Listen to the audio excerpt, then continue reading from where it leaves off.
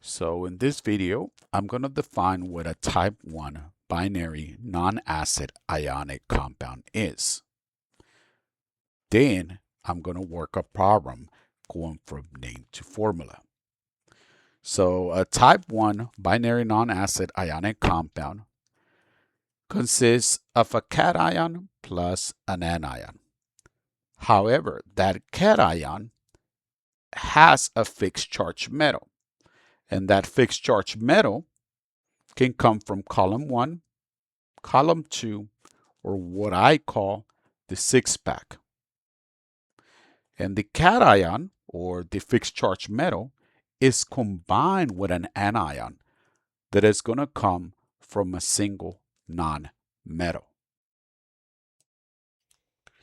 So now the question is, where do we find the charge of the cation, specifically being a fixed charge metal?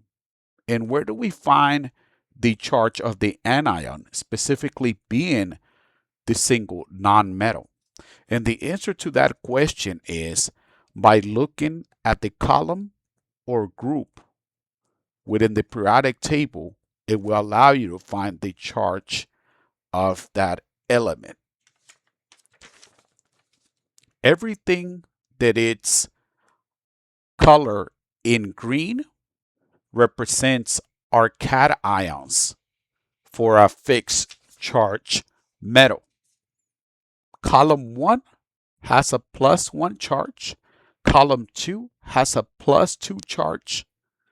And then over here on the right side, we have the six-pack. Silver has a +1 charge. Zinc and cadmium have a +2 charge. Aluminum, gallium, and indium will all have a +3 charge. As far as the charge for the anions go, they're going to be found to the right-hand side of the staircase. For group 17, they're all going to have a -1 charge. For group 16, they're all going to have a -2 charge. And for group 15, they're all going to have a -3 charge. And carbon is either going to have a +4 or a -4, depending on what it combines with. So at the end of the day, what you have to remember are carbon, nitrogen, oxygen, fluorine, phosphorus, sulfur, chlorine, selenium, bromine, and iodine. Okay, so now let's work a type 1 binary non-acid compound going from name to formula. They have given us the chemical name, which reads sodium chloride. The first step is to write the chemical symbols and their charges. By seeing the first word, it reads sodium. So therefore, you should realize that sodium falls into a type 1. Why?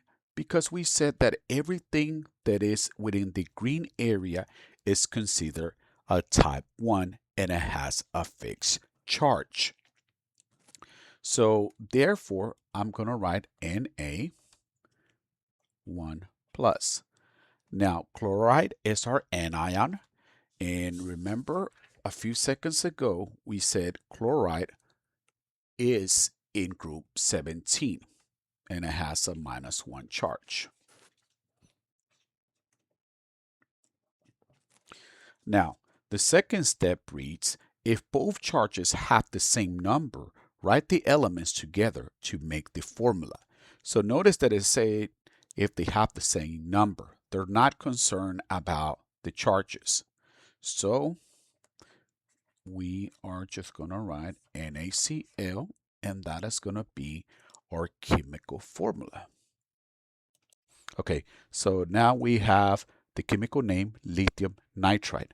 I know lithium is a type 1 because the cation is found within the green region, which happens to be on column 1 with a +1 charge.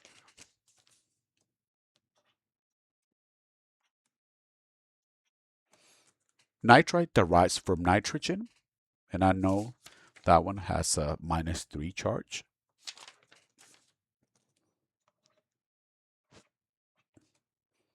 So we completed step 1, which is to write the chemical symbols and their charges. Step 2, if both charges have the same number, write the elements together to make the formula.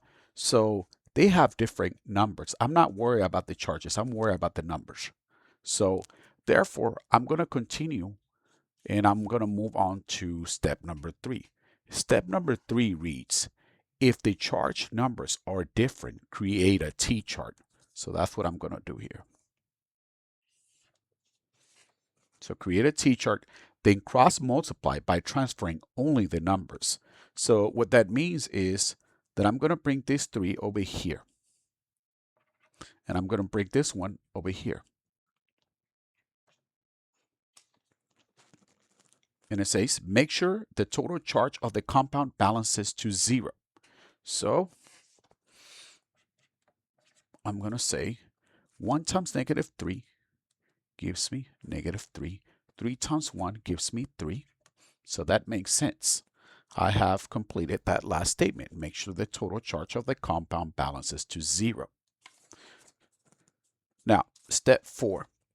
To obtain the formula, remove all the charges and keep only the subscripts of 2 or higher.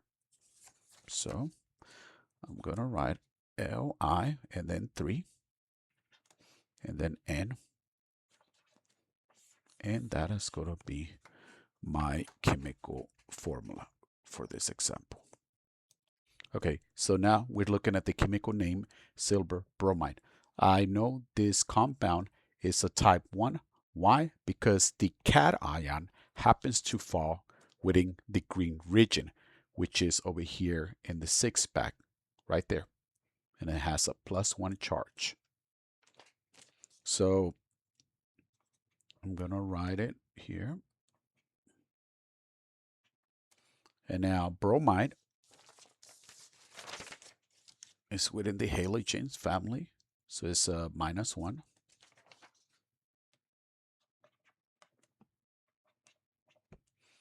And the rule reads to write the chemical symbols and their charges, which I did already.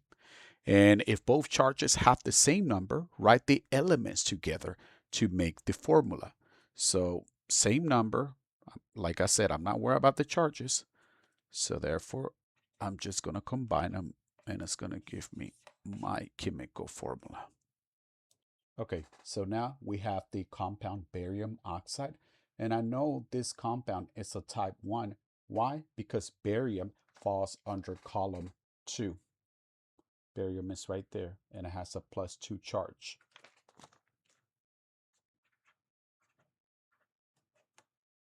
Oxide derives from oxygen, and that's right here, and it has a -2 charge. So now what we do, we just combine them, and I have my chemical formula. Okay, so now I have the chemical name zinc fluoride, and I know zinc fluoride is a type 1. Why? Because the cation is found within the green region over here where you see the 6-pack. It's right there. It has a +2 charge. So I'm going to write the chemical symbols and their charges.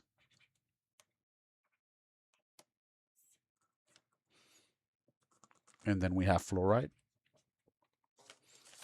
And that derives from fluorine. It has a -1 charge. Now, if both charges have the same number, write the elements together to make the formula. I cannot do that because we have different numbers. Step 3, if the charge numbers are different, create a T-chart, which is what I did. Then cross multiply by transferring only the numbers. So I'm going to bring this one over here. I'm going to bring these two over here. And then make sure the total charge of the compound balances to 0. So 2 times -1 gives me -2. And then 2 times 1 gives me 2. So 2 minus 2 gives me 0. So I have met that that expectation to make sure the total charge of the compound balances to 0. And the last step is to obtain the formula, remove all the charges, and keep only the subscripts of 2 or higher. So I'm not going to have that, but I am going to have the F, and I'm going to have this 2. And this is my chemical formula. So what makes a type 1 compound different from the rest is that the cation can originate from column 1, column 2, or from the 6-pack, as we saw in the examples. Later on, I will show you how the cation can be ammonium.